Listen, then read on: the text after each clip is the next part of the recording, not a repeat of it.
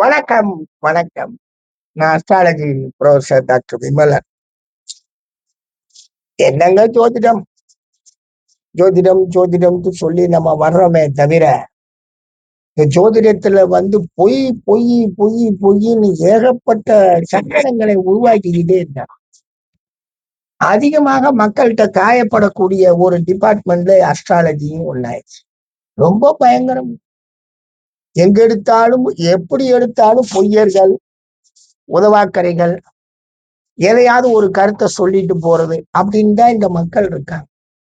இந்த ஜோதிடர்களும் என்ன பண்றாங்க, அவங்க சொல்றதுக்கு தகுந்த மாதிரி நடந்துக்கிறாங்க.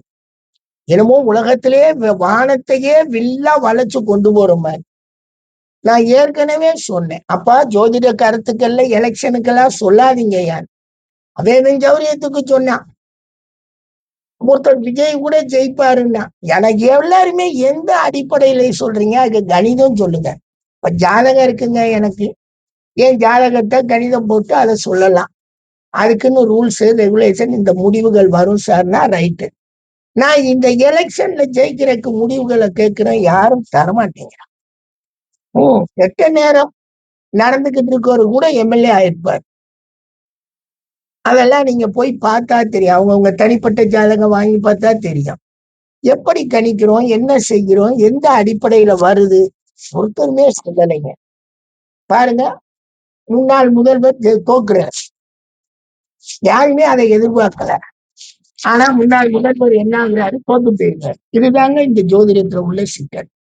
தனிப்பட்ட ஜாதகத்தை அழகா பேசுங்க, அழகா பாருங்க. இந்த தேர்தல் ஜோதிடம், அந்த ஜோதிடம் பேரு ஒரு காசுக்கு பெறாத புகழ். ஏங்க டிவியில வர்றாங்கல்ல, அன்னையில இருந்து இன்னைக்கு வரைக்கும் அவங்க பொய் சொல்றாங்கன்னு சொல்றேன்.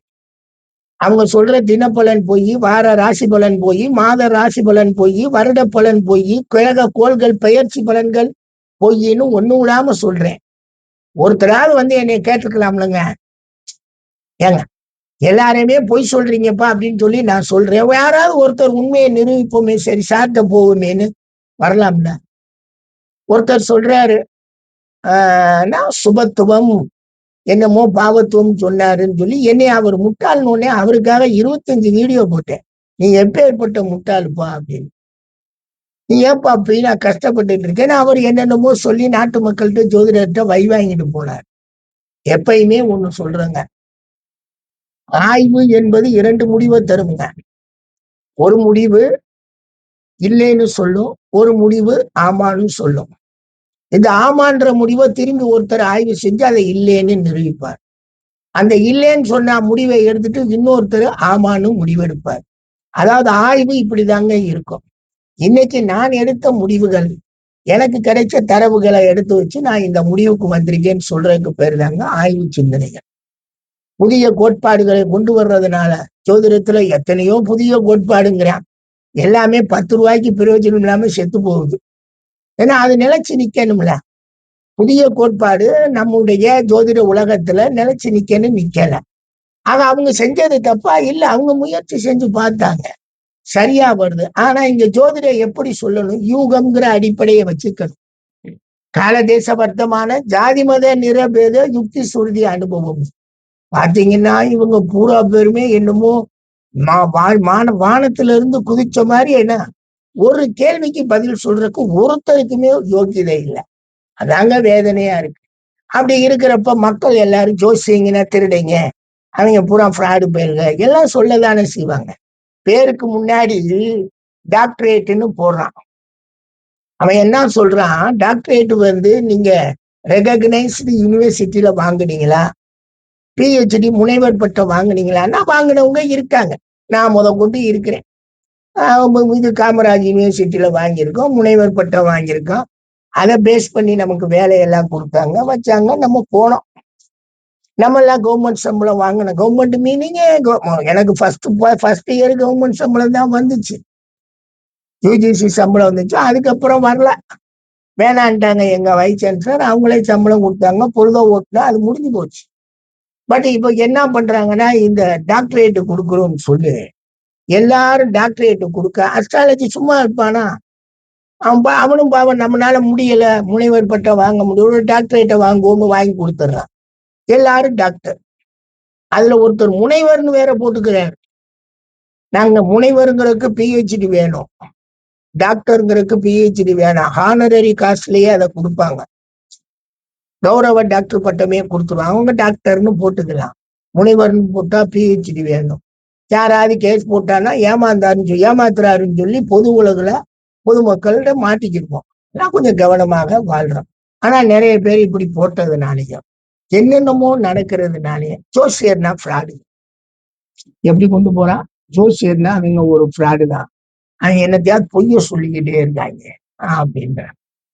இப்ப சரி, ஜோசியர்கள் பொய் பரவாயில்லைங்க போங்க, அது பிழைக்கிறதுக்காக சொல்றேன் வர்றேன் போறேன் அப்படின்னு எடுத்துக்கிட்டோம்னா, இப்ப ஜோசியருக்கு அடுத்தாப்புல இன்னொன்னு என்ன வருதுன்னா, ஜோசியத்தை தமிழன் கண்டுபிடிச்சான். தமிழ்ல இருக்க ஒரு இனத்தினர்கள் வானசாத்திரத்தை எல்லாம் ஆய்வு செஞ்சாங்க. அவங்க ஜோதிடம் எல்லாம் சொல்றாங்க. அன்பு நண்பர்களே, ஒரே ஒரு வாதத்தை உங்க முன்னாடி வைக்கிறேன். லைடன் யூனிவர்சிட்டி நார்வேல இருந்த அந்த அற்புதமான யானைமங்கல செப்பேடுகள் வந்திருக்கு. அந்த ஆனமங்கல செப்பேடுகள் வந்ததுல செப்பேடு எழுதியிருக்காங்க. மங்களத்தை 500-600 பேரி மங்களத்தை ஏக்கர் நிலத்தை கொடுத்துருக்குறாங்க. தயவு செய்து சொல்றேங்க, அவங்க எல்லாம் தமிழ்லயும் எழுதியிருக்காங்க, சான்ஸ்கிரிட்லயும் எழுதியிருக்காங்க. சான்ஸ்கிரிட்ல கலி யுகாதி தினம் இருக்கு, தமிழ்ல கிடையாதுங்க. சரி, என்னதான் இருந்தாலும் அங்க காலம் போட்டிருக்காங்களாங்க. இன்னைக்கு நம்ம பத்திரம் எழுதுறோம் 2026 மே மாதம் 23ஆம் தேதி இந்த கிழமையில் எழுதி கொடுக்கப்பட்ட விக்கிரய சாசனம்னு எழுதுறோம், கிரைய பத்திரம்னு எழுதுறோம். அப்படி எழுதுறப்ப தேதி போடுறோம்ல, அவ்வளவு பெரிய செப்பேடை கொடுக்குறாங்கல்ல. தமிழ்ல வானசாத்திர கணிதம் இருக்கு, தமிழ்ல நாட்காட்டி இருக்கு, தமிழ்ல நாள் இருக்கு, சித்திரை, வைகாசி, ஆனி, ஆடி, ஆவணி, புரட்டாசி இப்படி எல்லாம் இருக்குன்னு சொல்றாங்கல்ல. அப்படி சொல்றப்ப அங்க தமிழ் வருஷம் இருக்கா? இந்த பிரபாவதி வருஷம் தாங்க 60 வருஷம். இது தமிழ் வருஷம் இல்ல, சான்ஸ்கிரிட் வருஷம். அங்க வருஷம் இல்லைங்க. அதை விட குடும்பம் மாதமும் இல்லைங்க. அதை விட இன்னொரு குடும்பம் தேதியும் கிடையாதுங்க.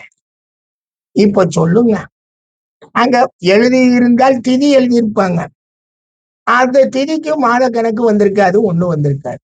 இருக்கக்கூடிய கல்வெட்டுகளையும் இருக்கக்கூடிய ஓலைச்சுவடிகள்லையும் எங்கேயாவது தேதி போட்டு கொடுத்தாங்களா? எங்கேயாவது தேதி போடணும்னா வானசாத்திரம் வந்துருங்க.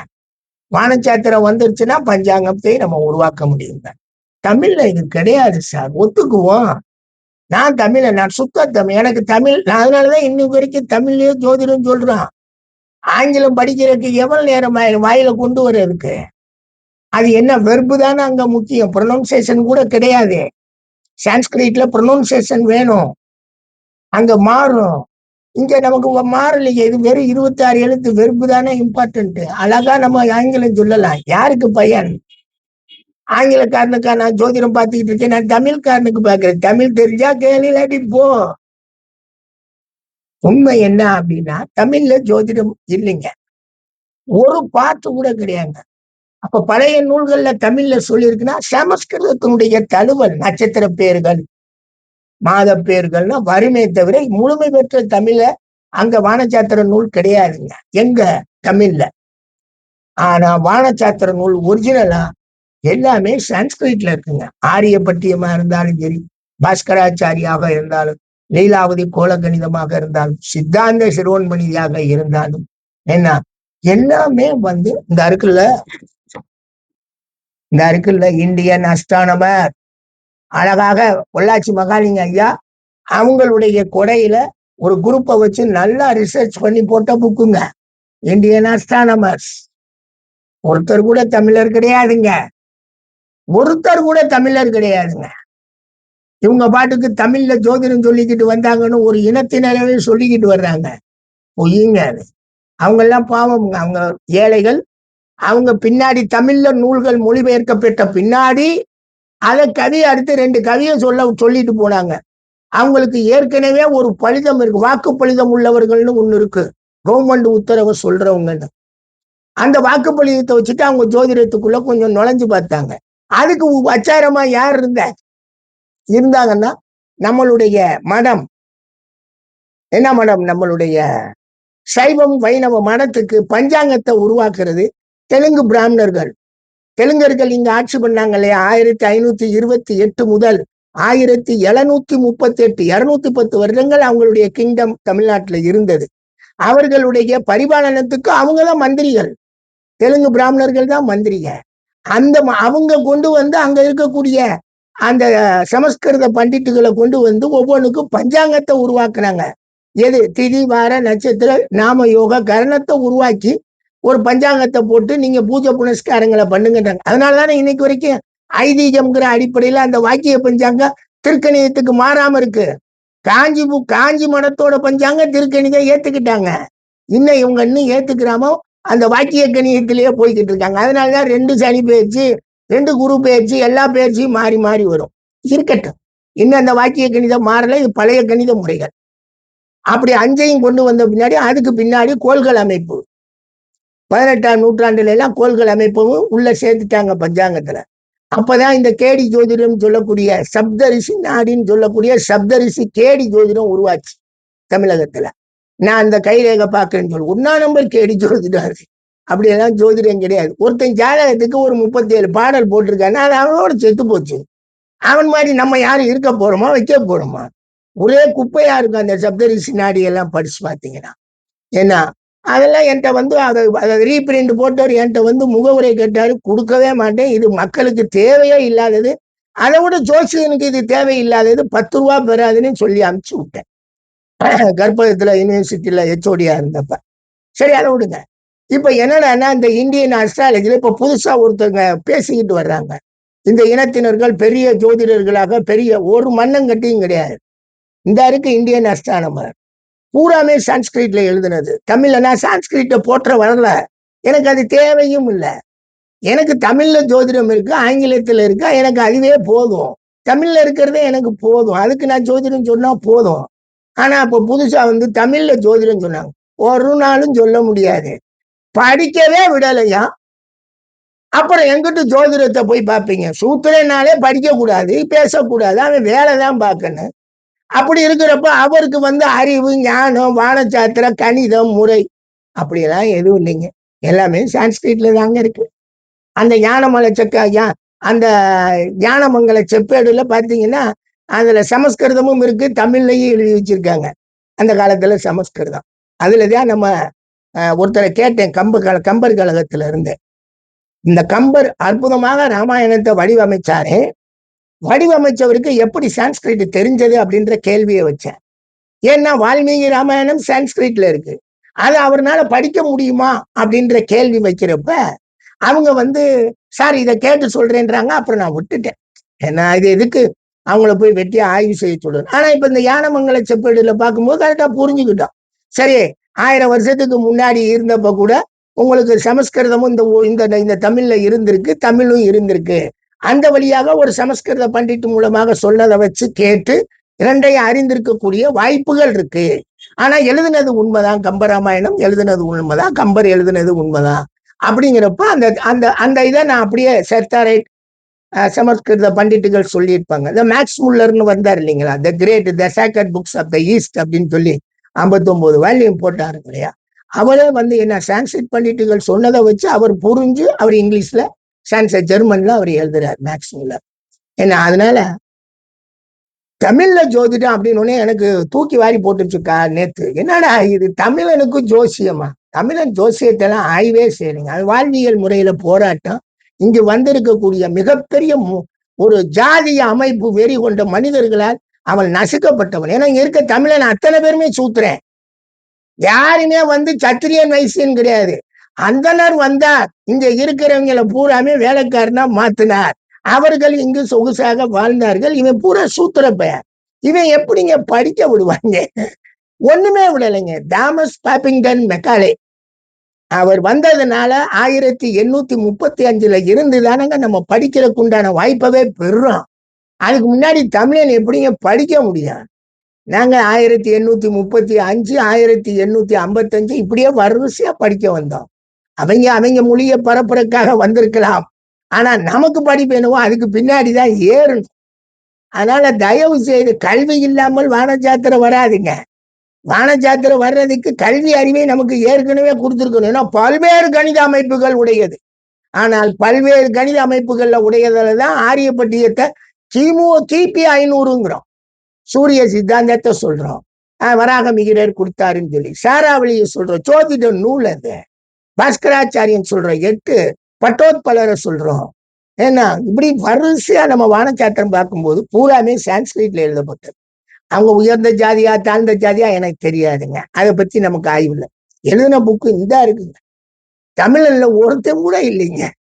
எனவே தயவு செய்து சொல்லி தமிழனுக்கு ஜோதிடத்துக்கும் எவ்வித சம்பந்தமும் இல்லைங்க.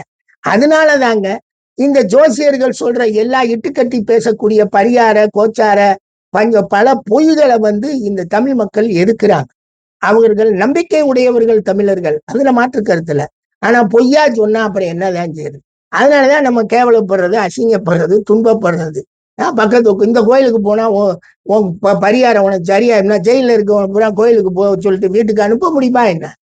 தமிழில் ஜோதிடம் இல்லைங்க. தமிழர்கள் யாரும் ஜோதிடர்கள் இல்லைங்க. தயவு செய்து நினைக்காதீங்க. இந்த 15ஆம் நூற்றாண்டுக்கு பின்னாடி வந்த நம்மளுடைய தெலுங்கு பிராமணர்களுடைய கொடையினால சமஸ்கிருதத்துல இருந்து தமிழ்ல மொழிபெயர்க்கப்படுது ஜோதிட நூல்கள், அந்த சமஸ்கிருத நூல்கள். அதுல இருந்து பொதுவாக அழகான ஒரு தமிழ் ஜோதிட நூல்கள் உருவாகுது. இதெல்லாம் 18ஆம் நூற்றாண்டுக்கு பின்னாடி. பட் ஜோதிடம் கிட்டத்தட்ட பல ஆண்டுகள் ஆகி போச்சுங்க. பழைய நூல்கள், தமிழ் நூல்கள்ல பரிபாடல்ல சொல்லியிருக்கு, அதுல சொல்லியிருக்கு, எல்லாம் ஒரு பாடல் சொல்லியிருப்பாங்க. நான் தான் சொல்றேன், சான்ஸ்கிரிட் தழுவல்ல இருந்தது. நட்சத்திர பேர்கள் இருக்கு, ராசி பேர்கள் இருக்கும், எல்லாம் இருக்கும். ஆனா கணித முறையெல்லாம் ஒண்ணு கூட கிடையாது. இங்க ஜோதிட இங்க வானச்சாத்திர கணித முறை எக்கச்சக்கமா இருக்கு. ஜோதிட கணித முறை, ஜோதிட நூல்கள் இங்க எக்கச்சக்கமா இருக்குங்க சான்ஸ்கிரிட்ல. அதுல இருந்துதான் நம்ம மொழிபெயர்த்து படிச்சுக்கிட்டு இருக்கோம். நன்றிங்க. இந்த பதிவு செய்யணுங்க. யார் கேட்கறீங்களோ கேட்கலையோ அதை பத்தி எனக்கு கவலை இல்லை. என்னுடைய முடிவே இது பொய் இல்லைங்க. இதெல்லாம் உண்மை. கண்டவன்லாம் சொல்லுவான் இவங்க படிச்சாங்க வச்சாங்க. தமிழனுக்கு ஜோதிடத்துக்கு ஒரு புள்ளி கூட கிடையாதுங்க. நன்றிங்க.